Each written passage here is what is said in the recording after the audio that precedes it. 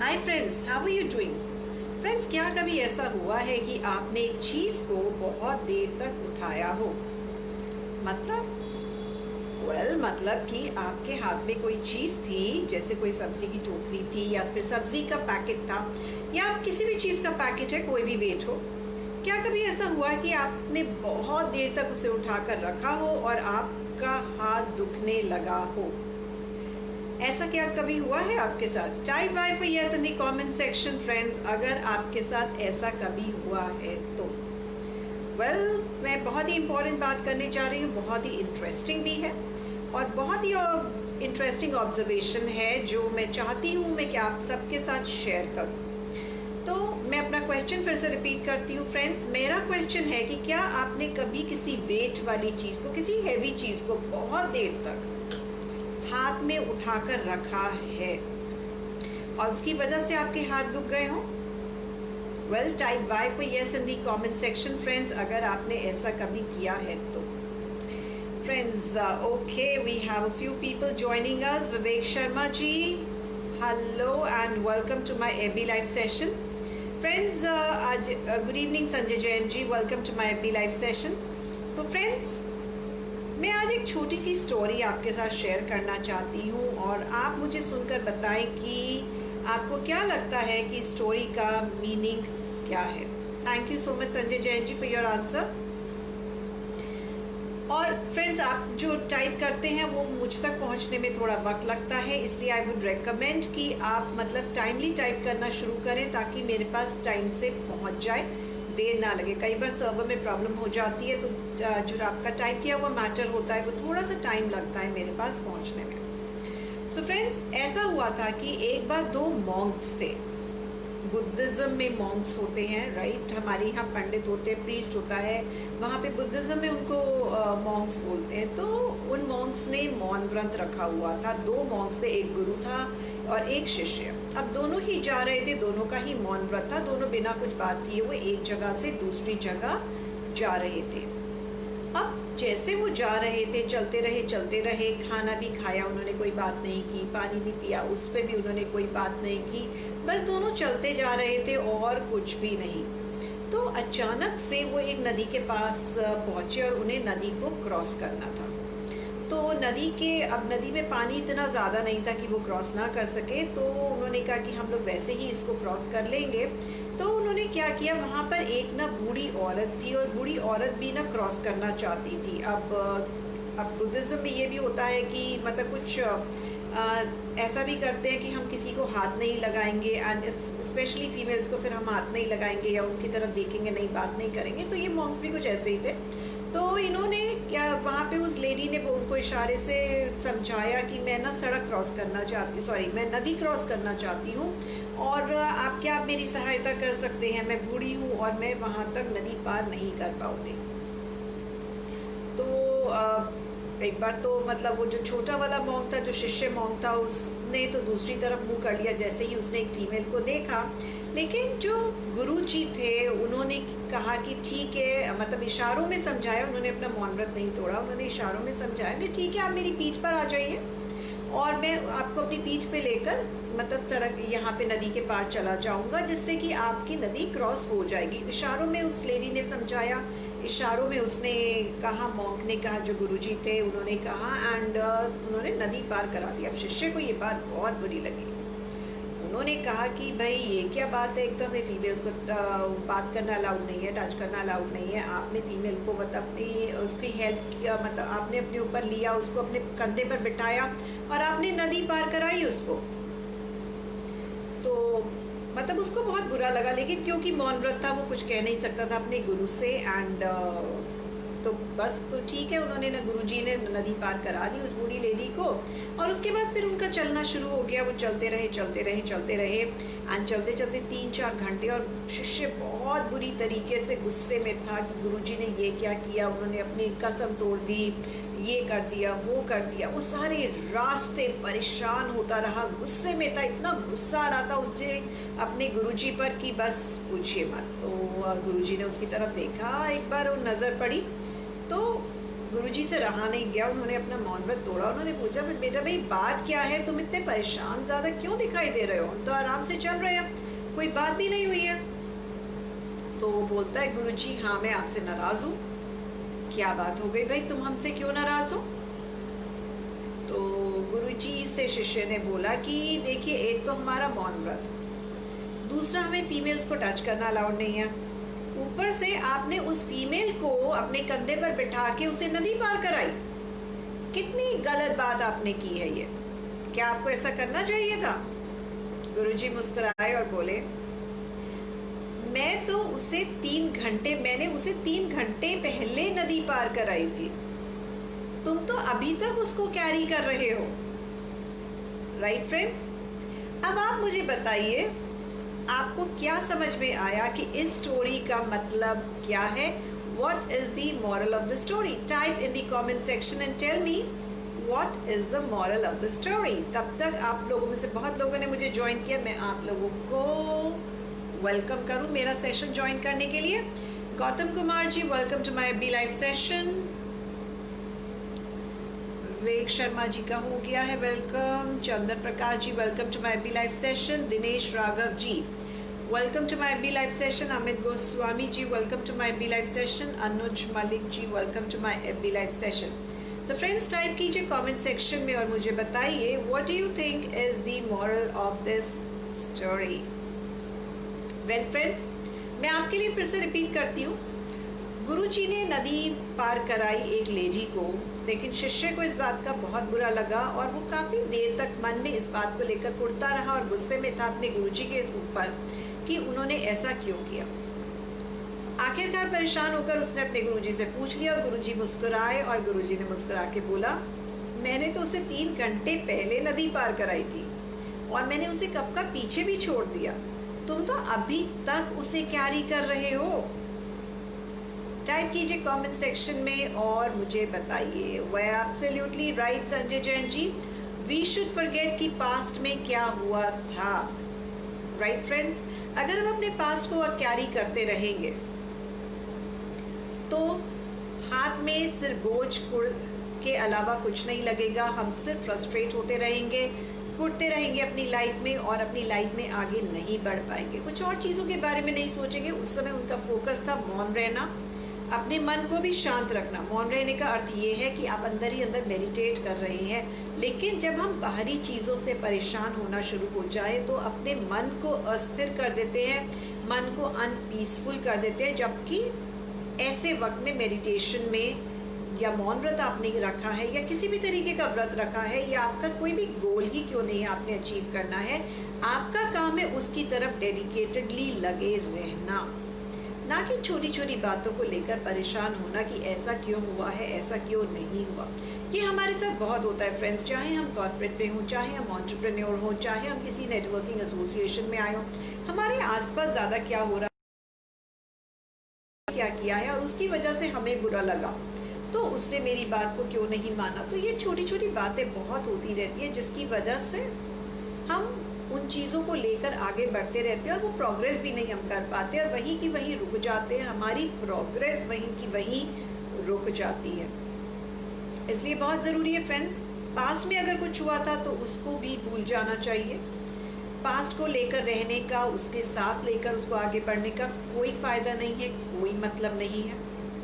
आगे बढ़ते रहना ही हमारी ज़िंदगी है और तभी हम अपनी लाइफ में सक्सेसफुल हो सकते हैं।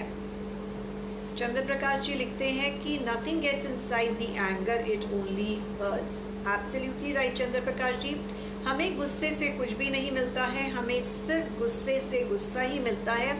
ऊपर से हम अपनी हालत ख़राब कर लेते हैं, टेंशन में आ जाते हैं, स्ट्रेस को कैरी करते हैं, मेंटली हम परेशान रहते हैं तो फिज़िकली भी हम पर इम्पैक्ट करता है। खाने पीने में मन नहीं लगता, हम गलत सलत चीज़ें खाते हैं, उसकी वजह से हमारी बॉडी पर कितना इम्पैक्ट होता है। न्यूट्रिशन प्रॉपर नहीं लेते हैं, विटामिन और न्यूट्रिएंट्स हमारे पास जब प्रॉपरली नहीं आते बॉडी में तो आपको पता है कि कितनी सारी परेशानियाँ होती हैं। तो देखिए एक छोटी सी बात थी कि हम उस पास्ट को कैरी कर रहे हैं और वो पास्ट की बात कहाँ से कहाँ तक पहुँच गई, आपके मेंटल तक पहुँच गई, मेंटल लेवल तक पहुँच गई और फिर आपके फिजिकली उसने आपको इम्पैक्ट किया और फिर अल्टीमेटली आप बीमार पड़ गए। राइट फ्रेंड्स, यही होता है हम सबके साथ। Anil Kumar ji, welcome to my B life session. तो फ्रेंड्स, ये कुछ ऐसी चीज़ें हैं जिनसे हमें बचना बहुत ज़रूरी है। कौन कौन सी चीज़ें हैं फ्रेंड्स, टाइप करके बताइए मुझे कमेंट सेक्शन में कि आपको क्या लगता है हमें किन किन चीज़ों से बचना चाहिए हमारी लाइफ में। वेल, सबसे पहला जो मुझे लगता है कि अननेसेसरी स्ट्रेस से बचना चाहिए। पास्ट में जो बीत गया उसे भूल जाइए। ज़रूरी नहीं है कि पास्ट की हर बात को याद रखा जाए। कोई अच्छी चीज़ है तो उसे डेफिनेटली याद रखिए, चेरिश दैट मेमोरी। अगर पास्ट में कुछ था, अगर वो रिलेशनशिप ब्रेक हो गया है, चाहे वो किसी के साथ भी क्यों ना हो, राइट, एक पहले का अच्छा रिलेशनशिप था, अब वो अच्छा रिलेशनशिप नहीं है, तो आपको पास्ट को भूलना पड़ेगा एंड आपको मूव ऑन करना पड़ेगा। वो चाहे किसी के साथ भी क्यों ना हो, चाहे वो कोई फ्रेंड्स के साथ हो, चाहे कोई लव रिलेशनशिप हो, किसी के साथ भी वो रिलेशनशिप क्यों ना हो, किसी भी ऑर्गेनाइजेशन के साथ आपका वैसा ही रिलेशनशिप क्यों ना हो कि पहले आपके रिलेशंस अच्छे थे, बाद में अच्छे नहीं थे, you have to move on and you have to forget the past. Unnecessary past को पास से एक काम कर सकते हैं, you can just make it your learning experience.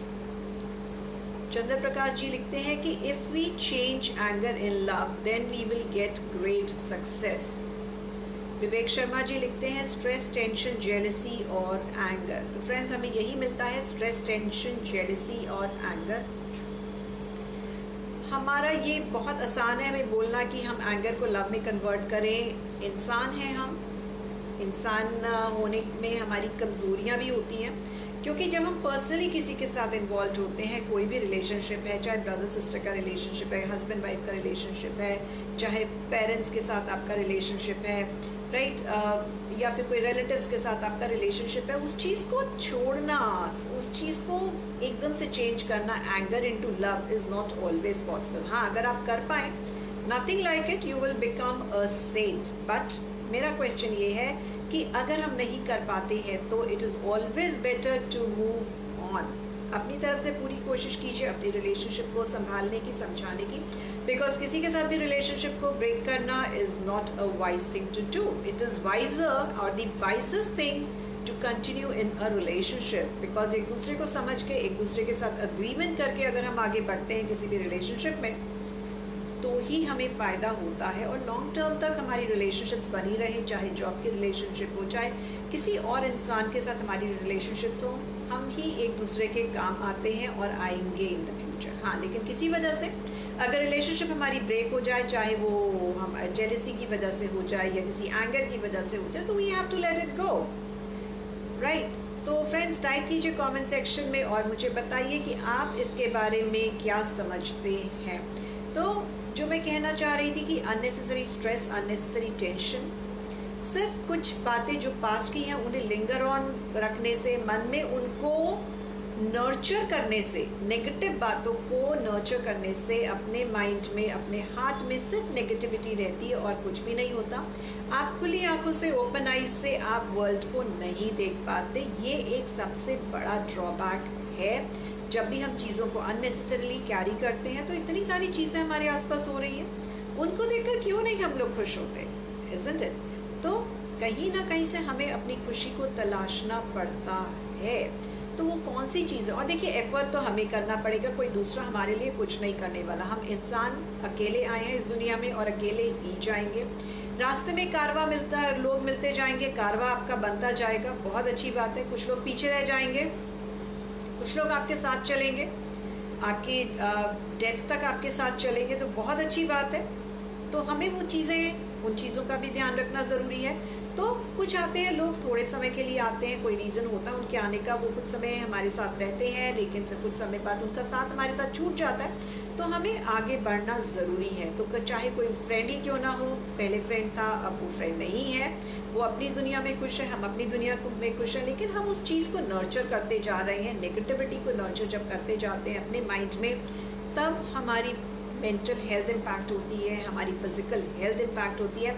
और सिर्फ इतना ही नहीं फ्रेंड्स, हमारे जो आसपास का एनवायरनमेंट होता है वो भी हमारा बहुत ज़्यादा इम्पैक्ट होता है। हमें उसका भी ध्यान रखना है, बिकॉज जो भी कुछ हम सोचते हैं वो आगे आता है, हमारे ऑरा में, हमारी सोच में आता है और वही वर्ड्स हमारे अपने आसपास के लोगों के प्रति निकलते हैं। तो जिससे कि क्या होता है कि जो एनवायरनमेंट होता है हमारे पास्ट की वजह से, या पास्ट में कुछ भी इंसिडेंट हुआ था या फिर कभी आसपास कोई भी इंसिडेंट हुआ था कुछ दिन पहले, उसकी वजह से हमारे जो आसपास के लोग हैं वो भी बहुत ज़्यादा इम्पैक्ट होते हैं और उसकी वजह से नेगेटिविटी का एक ऑरा हमारे चारों तरफ बन जाता है। और हमें यही करना है, हमें नेगेटिविटी की उस ऑरा से बाहर निकल के आना है और अपने आसपास की चीज़ों को, अपने चारों तरफ के लिए हमें पॉजिटिविटी मेंटेन करके रखनी है। और पॉजिटिविटी मेंटेन करना डिफ़िकल्ट है फ्रेंड्स, लेकिन नामुमकिन नहीं है।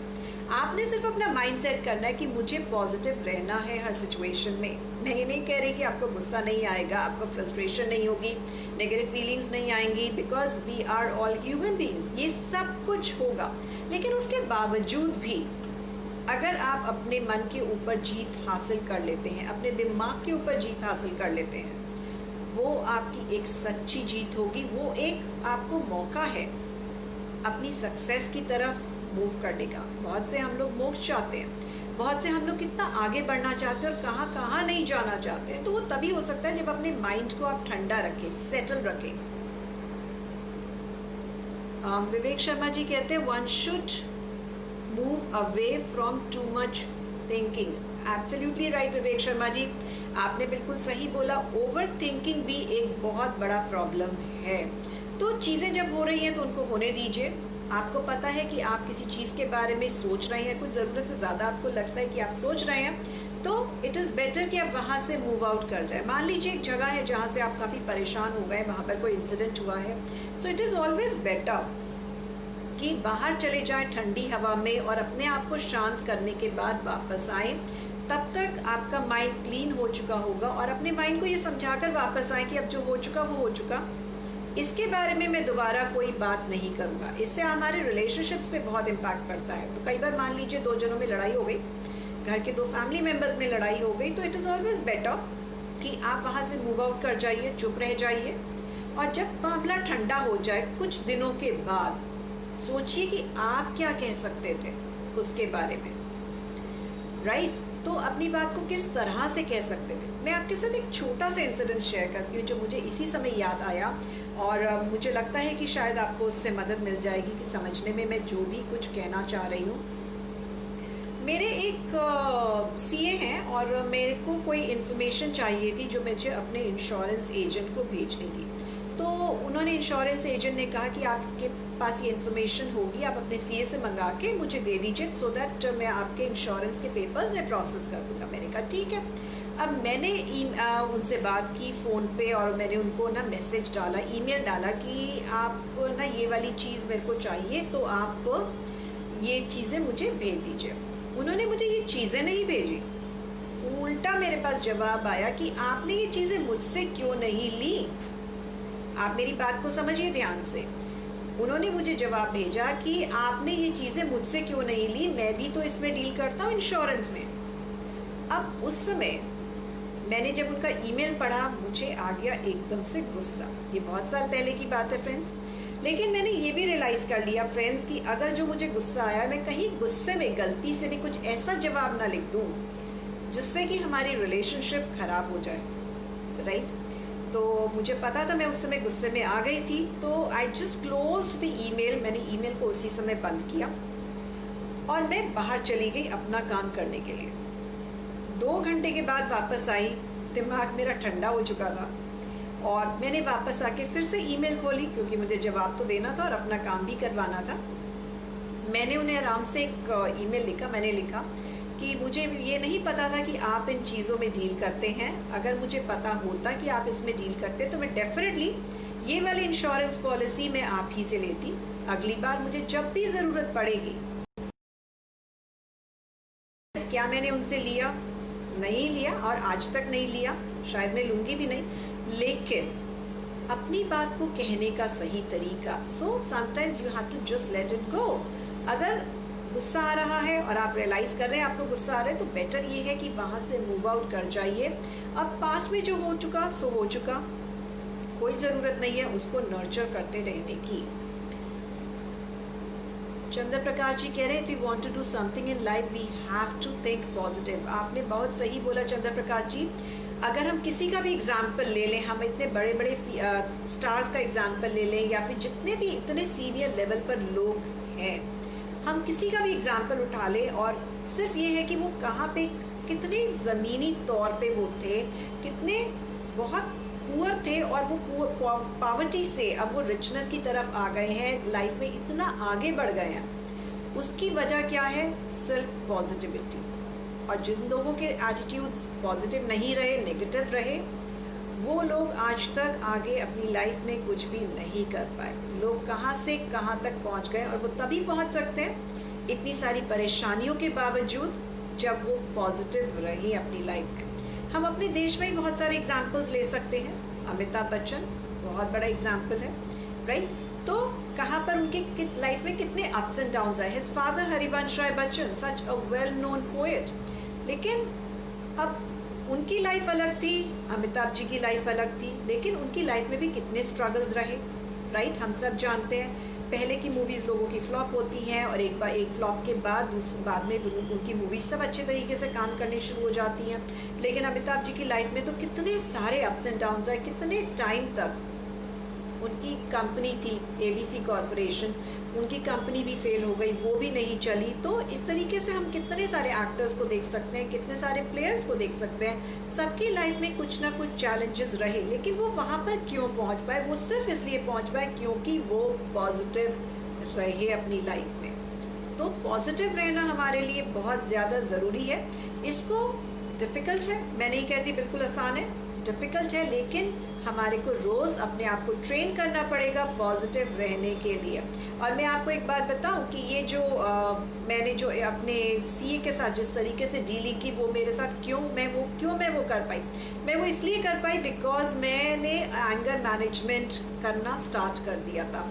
मैंने रियलाइज़ कर लिया था कि मुझे एंगर आने लगता है तो मैं इस तरीके से इम्पल्सिव होकर रिएक्ट कर देती हूँ। बहुत साल पहले की बात है, लेकिन मैंने धीरे धीरे समझना शुरू कर दिया कि मेरे को इस समय गुस्सा आ रहा है, और गुस्सा आने से सबसे अच्छा तरीका है कि अपने माइंड को कंट्रोल करने का, move out of that place. अब पहले मैं जिस तरीके से इम्पल्सिवली रिएक्ट करती थी, अब मैं नहीं करती हूँ। अब मैं 2 मिनट चीज़ों को सोचती हूँ और मैं फिर उनका जवाब देती हूँ, और इतने सही तरीके से जवाब देती हूँ कि मेरी रिलेशनशिप सामने वाले के साथ खराब ना हो। खुदा ना खास्ता ये हो सकता है हमारी पूरी कोशिशों के बावजूद भी ये चीज़ रिलेशनशिप खराब हो जाए, फिर आप कुछ नहीं कर सकते friends. You have to just let it go, fine. You have to accept certain things the way they are, right? Type कीजिए कमेंट सेक्शन में और मुझे बताइए कि आपको क्या लगता है, आपकी सोच इस समय इसके बारे में क्या कहते हैं आप। Ramesh Jindal ji, welcome to my B live session. Vivek Sharma ji कहते हैं excellent way of teaching ma'am. Thank you so much Vivek Sharma ji, appreciate you for this, thank you so much for your appreciation. मुझे खुशी है कि मैं FB पर लाइव आती हूँ, आप रेगुलरली आते हैं, मुझे सुनते हैं और आप मेरी टीचिंग्स को अप्रिशिएट करते हैं।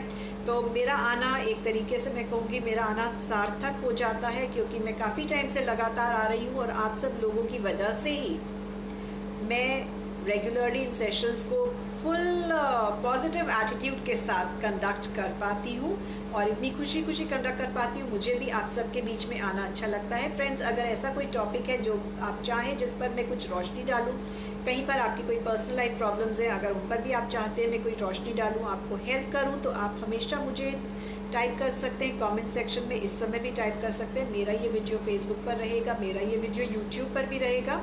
आपके कुछ भी चैलेंजिंग एरियाज़ हैं आप वो शेयर कर सकते हैं मेरे साथ। आप पर्सनल मैसेज विंडो में भी वो शेयर कर सकते हैं। अगर आपको लगता है कि आप सबके साथ शेयर नहीं करना चाहते, वो भी इट्स ओके। तो ताकि मैं आपके उन क्वेश्चंस का या कोई भी परेशानी आप फेस कर रहे हो तो मैं उनका आंसर आपको कर सकूँ।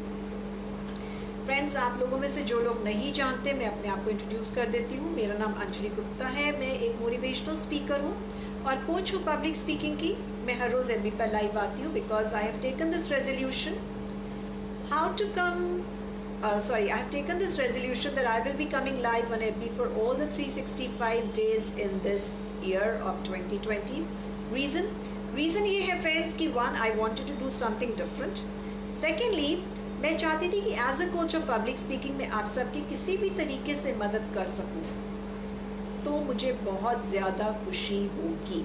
क्योंकि एक टाइम था मैं भी पब्लिक स्पीकिंग में अच्छी नहीं थी, लेकिन अब मैं क्योंकि पब्लिक स्पीकिंग में अच्छी हो गई हूँ, तो मुझे लगता है कि जो प्रॉब्लम्स और स्ट्रगल्स मैंने फेस की, मेरे पास भी कोई नहीं आया था मेरी मदद करने के लिए। तो ये होता है ना कि आपको लगता है कि जब आपकी मदद करने कोई नहीं आया, तो आपके जैसे बहुत से लोग होंगे जिनको ज़रूरत होगी कि कोई आकर उनकी हेल्प करे। तो इसीलिए मैं रेगुलरली आती हूँ कि मैं किसी भी तरीके से आपकी मदद कर सकती हूँ, तो आपको बहुत ज़्यादा हेल्प मिल सकती है। विवेक शर्मा जी का क्वेश्चन आया है, how to speak slowly. Laltesh Gupta ji, welcome to my FB live session. बहुत दिनों के बाद आपने ज्वाइन किया है ललतेश जी। मैं हर रोज़ 5 बजे आती हूँ आपके लिए। आप सब लोग जिन्होंने मुझे इस समय ज्वाइन किया है, मैं आप सबको बता दूँ कि मैं हर रोज़ 5 बजे आती हूँ एफबी पर लाइव, तो आप इस समय मुझे ज्वाइन कर सकते हैं। विवेक शर्मा जी, आपने लेना है एक, आपके क्वेश्चन का आंसर दे रही हूँ, आपने लेना है एक मोबाइल फ़ोन, और मोबाइल फ़ोन में आपने डाउनलोड करना है एक ऐप जो कि है आपका रिकॉर्डर, राइट, जो आपकी वॉइस को रिकॉर्ड कर सके। तो जब भी आप कुछ बोल रहे हैं उस चीज़ को उस चीज़ को रिकॉर्ड कीजिए। रिकॉर्ड करने के बाद आप 1 मिनट के लिए उसे रिकॉर्ड कीजिए, ठीक है, और उसके बाद स्टॉप कर दीजिए। तो आप कोई ना पैराग्राफ को पिकअप कर लीजिए, उस पैराग्राफ को पढ़िए। उस पैराग्राफ को पढ़ने के बाद आप उसे 1 मिनट तक पढ़िए, और उसके बाद वहाँ पे 1 मिनट के बाद रोक दीजिए, और फिर काउंट कीजिए कि आपने कितनी लाइंस पढ़ी हैं उसकी, ठीक है। अब आपने अगर रियलाइज किया कि आप बहुत फास्ट पढ़ रहे हैं, तो जब आप फास्ट पढ़ रहे हैं तब आप धीरे धीरे उसी पैराग्राफ को फिर से ना स्लोली पढ़ना स्टार्ट कीजिए।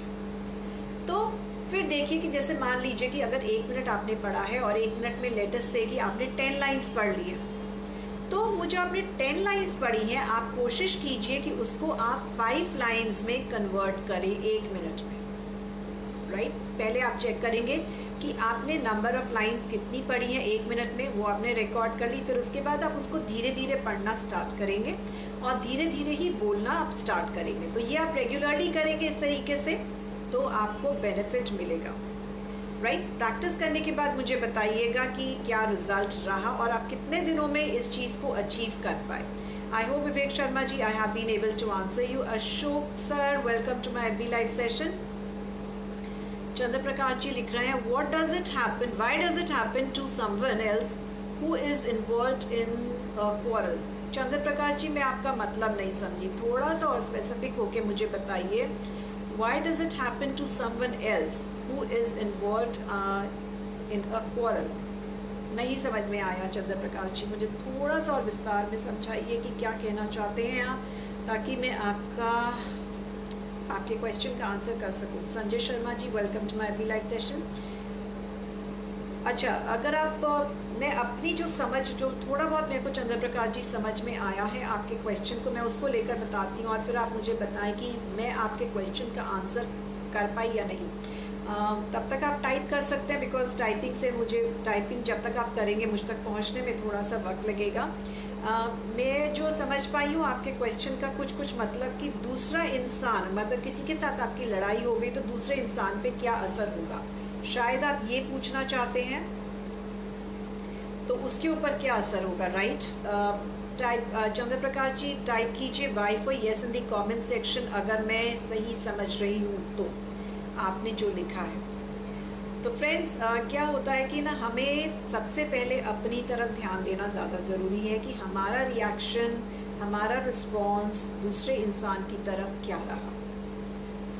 आप ठंडे रहेंगे, दूसरा इंसान अपने आप ठंडा हो जाएगा। और मान लीजिए उसमें उफान है, उबलता है, वो तो ठीक है, चीज़ें होती हैं, कुछ लोगों, हर एक का अलग अलग नेचर होता है। हम दूसरों के बारे में कुछ भी नहीं कर सकते, हम जो कर सकते हैं सिर्फ अपने बारे में कर सकते हैं। तो इम्पोर्टेंट ये है, दूसरे का गुस्सा अगर है, उनमें गुस्सा रहता है तो गुस्सा रहने दीजिए। झगड़ा कराने से किसी दूसरे व्यक्ति के हाथ में होता, झगड़ा कराने में किसी दूसरे व्यक्ति के हाथ होता है, कराने में किसी दूसरे व्यक्ति का हाथ होता है। नहीं चंद्र प्रकाश जी, मैं इस बात को नहीं मानती झगड़ा कराने में किसी दूसरे व्यक्ति का हाथ होता है। ये कहीं ना कहीं हमारी अपनी कमज़ोरी होती है, जिसकी वजह से झगड़ा हुआ है। दूसरे ने क्या किया, उसने तो झगड़ा करा दिया, लेकिन आपका रिस्पॉन्स सही क्यों नहीं था, आप उस समय चुप भी रह सकते थे, सोच सकते थे, लेकिन आपने वो मौका गवा दिया और आपने आपस में लड़ाई कर ली किसी दूसरे व्यक्ति की वजह से। तो वही मैं कह रही हूँ, गुस्सा अगर आता है अपने आप को शांत कीजिए, बात को शांत मन से किसी भी सामने वाले इंसान से शांति से बात कीजिए कि मेरे मन में ये वाली बात है, मुझे इस बात पर बुरा लग रहा है, क्या आपने ऐसा किया है? और जो सामने से रिस्पॉन्स आता है उसको एक्सेप्ट कीजिए। बहुत ज़रूरी है, किसी दूसरे की वजह से झगड़ा मत कीजिए। रिलेशनशिप्स बहुत कीमती होती हैं, आप किस्मत वाले होते हैं जिनको रिलेशनशिप्स मिलती हैं, तो उन रिलेशनशिप्स को रिस्पेक्ट कीजिए, बहुत इंपॉर्टेंट है। मुझे पता है चीज़ें डिफ़िकल्ट हैं चंद्र प्रकाश जी, मैं बिल्कुल नहीं कहती कि चीज़ें बहुत आसान है, मैं कहूँगी और हो जाएगा, लेकिन इसकी कोशिश आपको करनी पड़ेगी, क्योंकि आपका खुद का रिस्पॉन्स उस चीज़ को लेकर क्या है वो बहुत मायने रखता है, राइट। तो आपका रिस्पॉन्स अगर शांति वाला है तो धीरे धीरे शांति आ जाएगी। और अपने आप को, अपने मन को इतना मत खराब कीजिए, शांति से सोचिए इस चीज़ की पॉसिबिलिटीज़ क्या हो सकती है, उस इंसान से बात कर लीजिए, किसी दूसरे को वजह मत बनने दीजिए आपसे जिसके साथ भी आपकी लड़ाई हुई है वो लड़ाई करवाने की।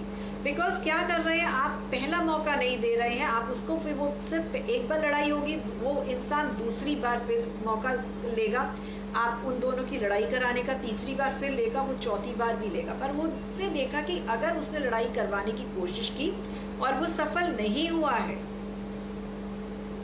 तो अपने आप वो चुप होकर रह जाएगा। इस चीज़ को फॉलो कीजिए। आप देखिए आप अपने एंड पर क्या कर सकते हैं। पहली चीज़, आपको लगता है कि आपकी बिल्कुल गलती नहीं है, तो आप उस सामने वाले इंसान के साथ जिसके साथ आपकी लड़ाई हुई है या जिसकी वजह से भी लड़ाई हुई है, उनके साथ बैठ के बात कीजिए और बहुत ओपनली बात कीजिए कि मुझे ऐसा लगता है। और मान लीजिए अब सामने वाला इंसान नहीं भी बात समझा है, तब भी आपने क्या करना है, आपने थोड़े टाइम के लिए चुप रह जाना है। थोड़े टाइम के लिए, ये नहीं कि मतलब 2 मिनट चुप रहना या 3 मिनट, बात को भूल जाइए थोड़े टाइम के लिए। और फिर जब दोबारा से बात रिपीट होती है तब आप उसको एज अ प्रेसिडेंट बता सकते हैं कि देखिए पहले भी ऐसा हुआ था, अब भी ऐसा हुआ है और जो चीज़ें हैं वो आपके सामने हैं। तो आपस में बातचीत करके बैठकर बातचीत कीजिए और अपनी प्रॉब्लम्स को सॉल्व कीजिए। I hope I have been able to answer you Chandra Prakash ji. Friends, आपके कुछ भी और क्वेश्चंस हैं इस समय तो आप कमेंट सेक्शन में टाइप कर सकते हैं। मुझे नहीं लग रहा है कि आप लोगों में से किसी के इस समय और क्वेश्चंस हैं।